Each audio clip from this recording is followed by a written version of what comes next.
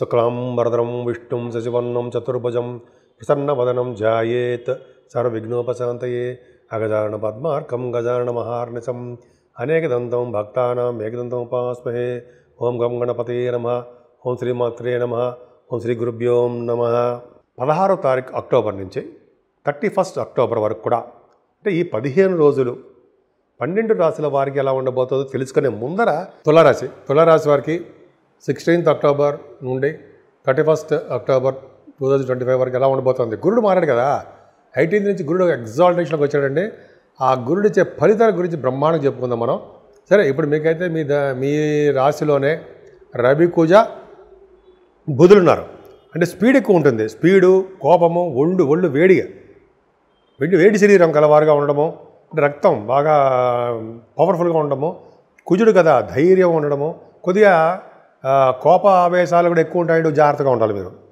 పైగా రవి బుధులు కనుక జాతకాలను మీ రాశిలో ఉన్నారు కాబట్టి వాళ్ళు విద్యని ఇస్తారు. అపారమైన విద్యని, తెలివితేటని, సూక్ష్మ వృద్ధిని మీరు ఆల్రెడీ కలిగి ఉన్నారు. అటువంటి పవర్ని రవి బుధులు ఇచ్చి తీరుతారు. మీకు అంత పవర్ ఉంది. అంతేకాకుండా ఈ రవి బుధుల వలనే మీకు జ్ఞాపక శక్తి, ఎదుటి వాళ్ళకి దానం కూడా చేసే గుణము, అలాగే ఎక్కువ ప్రయాణాలు చేసే తత్వం కుజబుధులు వలన. అలాగే ఇంజనీరింగ్ విద్య రావాలంటే మీకు కుజబుధులు ఉండాలి. అదొకటి. ద్వితీయ భావాన్ని కూడా అంటే సెకండ్ హౌస్ను కూడా మీకు క్లియర్గా గురుడు చూస్తున్నాడు. క్లియర్గా అంటే అదే పంచమ స్థానం, పంచమ దృష్టితో చూస్తున్నాడు. అంటే ధన ప్రాప్తి ఇంతకుముందు ఒక మాస్తరుగా ఉండేది, ఇప్పుడు అలా కాదు. మీరు ఎలా ఎక్స్పెక్ట్ చేశారో, ఎంత ఎక్స్పెక్ట్ చేశారో అంతకంటే ఎక్కువగా ఉండేట్టుగా అవకాశం ఉంటుంది. మీరు కష్టపడ్డ రీత్యా, మీ యొక్క జాతకాల రీత్యా ఆధారపడి ఉంటుంది. సరే, అది పక్క పెడదామంటే, ముఖ్యంగా కుజ బుద్ధులు కాంబినేషన్ వలన కూడా ఒక విధంగా ధైర్యం రావడము, ప్రోగ్రామ్స్ ఇవ్వడము, బుధుడు వలన మీకు చాలా మంచి జరగడానికి అవకాశాలు ఉంది. అంటే 12th హౌస్ లార్డ్ సెకండ్ భావంలో ఉన్నంటే ఫారిన్ కంట్రీస్ వెళ్తారు. మీరు అవకాశాలు ఎక్కువ ఉన్నాయి. ఎందుకంటే బుధుడు వలన విద్యలో బాగా రాణించడానికి, విద్యా ప్రాప్తి కలగడానికి, అలాగే మీకు బాగా మాట్లాడడము, మాటలు బాగా ఎక్కువ వస్తాయి. కంటిన్యూస్గా స్పీచెస్ ఇవ్వడము, ముఖవర్చస్సు బాగా పెరగడము, అదృష్టం కలగడము, ఇవన్నీ ఉంటాయండి. చక్కటి భోజన వసతులు.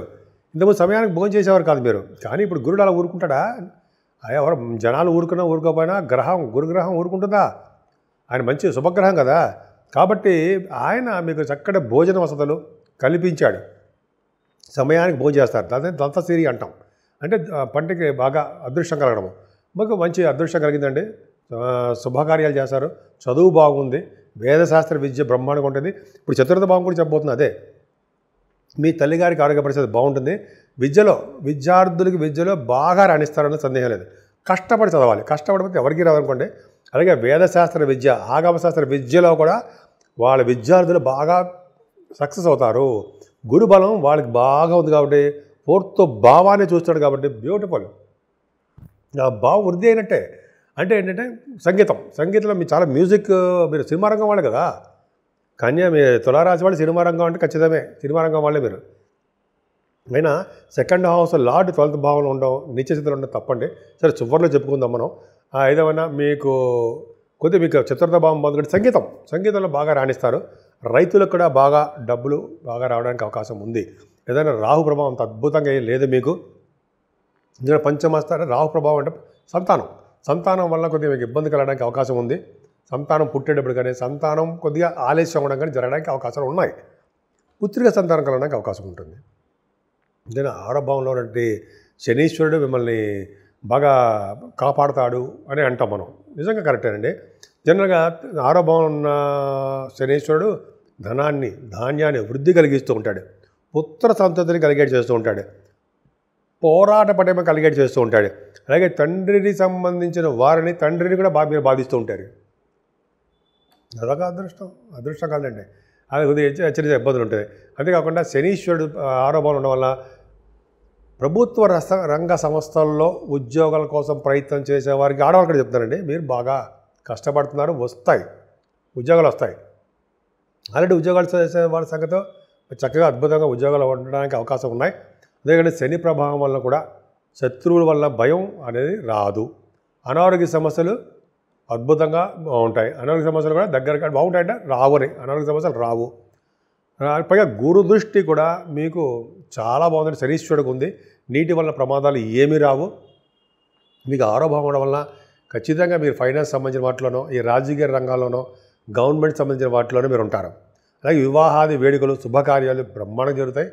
ఆయుర్దాయంగా ఏం లోటు లేదు. భాగ్యస్థానాధిపతి అంటే బుధుడు మీ రాశిలో ఉన్నాడు.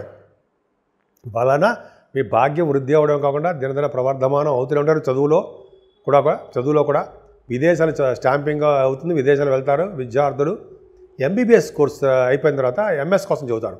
వాళ్ళు అంటే బుధ కుజులు కాంబినేషన్ కాబట్టి. అలాగే గణిత శాస్త్ర మ్యాథమెటిషియన్స్ వాళ్ళకి బ్రహ్మాండంగా ఉండము, వాళ్ళ యొక్క వృత్తిలో ఉపాధ్యాయులుగా బాగా రాణించడము. అంతేకాకుండా 10th హౌస్లో గురుడు. ఇక్కడ మీకు చెప్పాలండి, 10th హౌస్లో గురుడు అనేవాడు ఒక చాలా బ్రహ్మాండంగా ఉన్నాడు. అంటే జనరల్గా ఏంటంటే మీది చరతత్వ రాశి. చరం అంటే ఇప్పుడు మూవీ సైన్, 10th భావము మూవీ సైన్. అంటే మూవీ సైన్ అంటే సినిమా కాదుంటాయి, అంటే చరరాశి అని అర్థం. ఈ 2 చరరాశులు అవడం వల్ల 10th భావం కాబట్టి 10th భావంలో కూడా గురుడు ఉన్నాడు కాబట్టి మీకు జనగా కర్మస్థానము అంటాం కదా గురుడు. సో దానివల్ల ఏమవుతుందంటే విశేషమైన ధన సంపాదన కలగబోతున్నాయి మీకు సినిమా రంగంలోనూ, వ్యాపార రంగంలోనూ, అలాగే మీరు ఫైనాన్స్ రంగంలో కూడా బాగా ధన ప్రాప్తి కలగబోతుంది. అంతేకాకుండా మీరు వేదశాస్త్రాలలో పండితులు, ఆగమశాస్త్రంలో ఉన్న పండితులకి ధనప్రాప్తి బాగా ఉంది. 10th హౌస్లో గురుడు అంటే గవర్నమెంట్ ఉద్యోగాలు మీకు వచ్చి తీరుతాయండి. గవర్నమెంట్ ఉద్యోగాలు చేస్తారు. గవర్నమెంట్ ఉద్యోగాలు చేస్తున్న వాళ్ళు ఆల్రెడీ ప్రమోషన్స్ వస్తాయి. పురాణాలు వినడము, శ్రవణం అంటే వినడం, చెప్పడం, మన గురుగారు చెప్తుంటారు కదా, అది మీకు రాబోతుంది. దేవాలయాలకి అధికారిగాను, దేవాలయాల్లో అర్చకత్వంగాను, న్యాయాధిపతి అంటాం కదా, అంటే అడ్వకేట్స్ అంటాం కదా, వాళ్ళకి చాలా బాగుంటుంది. వాళ్ళకంటే గురుబలం బ్రహ్మాండంగా దశమ స్థానంలో ఉచ్చ స్థితిలో ఉన్నాడు గురుడు. 0 degrees ఉంటాడు. అయినా పర్లా బలవంతుడే. కానీ జూన్లో కొద్దిగా రెట్రగ్రేషన్ ఉండడం కూడా అయినా కూడా బలవంతుడే. వలన ఉపాధ్యాయ వృత్తిలోనూ, కవిత్వం చెప్పేవారు గాను మీరుంటారు. అంతేకాకుండా ఆస్ట్రాలజర్స్ బ్రహ్మాండంగా మీరు ఉన్నారు. వాక్శుద్ధి పెరుగుతుంది. అంతేకాకుండా యజ్ఞ యాగాది కార్యక్రమాలు క్రతువులు చేస్తుంటారు. అలాగే జ్యోతిష శాస్త్రంలో బాగా మీరు ప్రచారం చేయడానికి, విద్యలో బాగా రాణించడానికి అవకాశం ఉంది. దశమస్థానంలో గురుడు గురించి చాలా కొంచెం చెప్పాను నేను. ఆ ఫైనాన్స్ అండ్ అకౌంట్ సంబంధించిన వాళ్ళకి, ఆడిటర్స్గా, బ్యాంకింగ్ రంగంలో ఉన్న వారికి, అలాగే ఇంత చెప్పిన ఉపాధ్యాయ వృత్తులు అయినా సరే విద్యా సంస్థలు వాళ్ళకి అంత అద్భుతంగా ఉందండి. 11వ భావంలో కేతువు లేడా, దశమంలో గురుడు, 11వ భావంలో కేతువు, 6వ భావంలో శని. ఇంకేం కావాలండి మీకు? ఏమైనా కావాలంటారా? నాకైతే అక్కర్లా. అంటే మీకు అంతకంటే మంచి అదృష్టం అక్కర్లా. మీకు అదృష్టం పెట్టడం భగవంతుడు గురుడు మీకు రూపంలో మీకు దశమస్థానంలో పెట్టడం ఫార్చ్యూన్, అదృష్టం. సరే, 11వ భావంలో కేతు ఉండడం వల్ల మీరు రియల్ ఎస్టేట్ రంగంలో బాగా రాణిస్తారు. గురుడు మారడం వల్ల ఎన్నో చేంజెస్ కలిగాయండి 15 రోజుల్లో కూడా. 18 నుంచి మారాడు కాబట్టి, 18 నుంచి మారాడు కాబట్టి కేతు కూడా రియల్ ఎస్టేట్ రంగంలోనూ, సాఫ్ట్వేర్ రంగంలోనూ బాగా ఎలక్ట్రిసిటీ, ఎలక్ట్రానిక్స్ వాటిలో రాణిస్తారు. కానీ శుక్రుడు 2nd హౌస్ లార్డ్ శుక్రుడు 12వ భావంలో ఉండడము, 12వ భావాధిపతి ద్వితీయలో ఉండడం, పరివర్తనలో ఉన్నారు బుధ శుక్రులు. వారిని గట్టి చెల్లి తిడతారు. కానీ ద్వితీయాధిపతి మీకు నీచ స్థితిలో ఉండడం వల్ల, చరిదృష్టి చూడడం వలన, 12వ భావంలో శుక్రుడు ఉండడం వల్ల మీ చెడు అలవాట్లు, చెడు ప్రవర్తన, వాటి గురించి డబ్బులు ఎక్కువ ఖర్చు పెట్టేయడం, అలాగే పుణ్యక్షేత్ర దర్శనాలు చేసుకోవడము, అమ్మవారికి దర్శనాలు చేసుకుంటారు. లేకపోతే చెడు అలవాట్లు వస్తాయంటే కొద్దిగా జాగ్రత్తగా ఉండాలి. అందుకనే దుర్గా, గౌరీ, నవచండి, అమ్మవారిని పూజించిన వాళ్ళకి హోమాలు చేయించుకున్న చండి హోమాలు, అటువంటి వాటి చేసుకుంటే తులారాశి వాళ్ళకి మంచి పవర్ఫుల్గా తయారైపోతారు. నేను మీ వాడ్రేవ్ ఆదినారాయణరావు శర్మ, CMA. అంతేకాకుండా నా సెల్ నంబర్ 7075389589, 7075389589, 89 కామన్. సరేనండి, ప్రతిసారి చెప్తున్నట్టుగానే మీరు కూడా మీ జాతకాలు చూపించుకోవాలనుకుంటే మన ఛానల్కి ఫోన్ చేయండి. నేనే మా ఆది అసలుకి ఫోన్ చేయండి. నా నంబర్ మీకు చెప్పాను, కింద కూడా ఉంటుంది. ఫోన్ చేయండి. మీ date of birth, time of birth, place of birth ఉండాలి. తప్పకుండా మన పరిష్కార మార్గాలు చెప్పుకుందాం. అంతేకాకుండా వివాహ ముహూర్తాలు, కొన్ని శుభముహూర్తాలు కూడా నేనే పెడుతూ ఉంటా. సినిమా వాళ్ళు ముహూర్తాలు కూడా పెడుతూ ఉంటా. కొంతమంది డైరెక్టర్స్ కొంతమంది కలుస్తుంటారు, అది పక్క పెడదామండి. ముహూర్తాలు పెడుతుంటాను నేను. అది చెప్తే సింపుల్గా చెప్తే చాలు. ముహూర్తాలు పెడుతుంటాను నేను. అంతేకాకుండా నా వీడియోస్ మీకు చాలామందికి నచ్చుతున్నాయి. నచ్చడం వలన కొద్దిగా కామెంట్ రూపంలో కూడా మీరు పెడుతూ ఉండండి, మంచి కామెంట్స్ చేయండి. ఎందుకంటే నాలెడ్జ్ ఉన్న వారికి మాత్రం అంటే జనరల్గా మీకు అన్నీ తెలుసు కాబట్టి నాలెడ్జ్ ప్రకారం మంచి మంచి కామెంట్స్ పెడుతుంటారు. ఎందుకంటే జనరల్గా చెప్పినప్పుడు జరుగుతుంటాయి కాబట్టి ఖచ్చితంగా జరుగుతాయి. అంతేకాకుండా మీకు నా వీడియోస్ నచ్చితే లైక్ చేయండి, మీ ఫ్రెండ్స్ సర్కిల్ అందరికీ షేర్ చేయండి, సబ్స్క్రైబ్ కూడా చేయండి. సరేనా? Thank you. 12 రాశుల వారికి పరిహారాల గురించి మనం మాట్లాడుకున్నామండి. పరిహారాల గురించి మనం ఇప్పుడు చెప్పుకోబోతున్నాం. పరిహారాలు అంటే పెద్ద పెద్ద పరిహారాలు ఈ బాబోయ్ మన మోయలేని భారం ఏం కాదండి. ఎందుకంటే 12 రాశుల వారికి అంటే మేషరాశి నుంచి మీనరాశి వరకు అందరం వస్తాం మనం.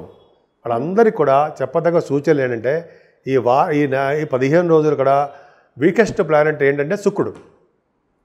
అంటే అమ్మవారు బలం ఉండకపోతే మనం సినిమా రంగంలో కాదు, వ్యాపార రంగంలో కాదు, అసలు యాక్చువల్గా పొలిటికల్ రంగంలో కాదు, ఎక్కడక్కడ మనం భార్య భర్తలు అదే వివాహాల విషయాల్లో కానీ శుక్రుడు బలం లేకపోతే ఎక్కడుంటాం మనం. అందుకని ఈ 12 రాశుల వారు కూడా ఫస్ట్ చేయవలసింది గణపతి ఆరాధన. గణపతి ఆరాధన చేయకుండా ఏ పని మొదలు పెట్టకూడదు. అది ఆ స్వామి, ఎందుకంటే గణపతి యొక్క ప్రభావము కలియుగంలో ఎక్కువ ఉంటుందిట. అదే కలియుగంలో గణపతిని పూజించాలని శాస్త్రాలని చెప్తున్నారు, గురువుగారు చెప్తున్నారు, నేను మీకు చెప్తున్నా. సరే, అది పక్క పెడదామండి. ముఖ్యంగా గణపతి ఆరాధన అంటే పూజలు చేసుకోవడము, తర్వాత చండీ హోమం, నవచండి 9 చండీలు, నవచండి, అలాగే 18 అష్టాదశ పీఠాలు, దుర్గా అమ్మవారు దర్శనాలు, గౌరీదేవి తల్లి ఆవిడ పూజించడం వలన, కళ్యాణాలు చేయించుకోవడం వలన, గౌరీ అమ్మవారి కళ్యాణాలు చేయించుకోవడం వలన, అలాగే మీలో కొంతమందికి కళ్యాణం కాకపోతే హోమాలు, చండీ హోమాలు అవన్నీ చేయించుకోవడం వలన, అంటే దుర్గా, చండీ, గౌరీ ఈ ముగ్గురిని, వినాయకుడిని ఖచ్చితంగా పూజించాలని మర్చిపోకూడదు. మనం పూజించడం వలన సకల దోషాలు పరిహారం అయిపోతాయి. ముందర శుక్రుడు బలం కలిగిస్తాం మనం. ఇంకా వీలుంటాయి మీరు శుక్రుడు సంబంధించిన అంటే నవగ్రహాలు శుక్రుడు ఉంటాడు. ఆయన్ని కొన్ని వారాలు మీకు ఇష్టమైన వారాలు మీకు ఎన్ని 2, 3, 4 మీకు ఎప్పుడు వీలుంటే అప్పుడు శుక్రవారం పూట అక్కడ పూజ చేయించుకోండి. శనగలు దానం ఇవ్వండి. అంతేగాని గోవుకు పెట్టండి అవన్నీ. ఎందుకంటే మనం అలాగా గబుక్కుని పెట్టేయకూడదు.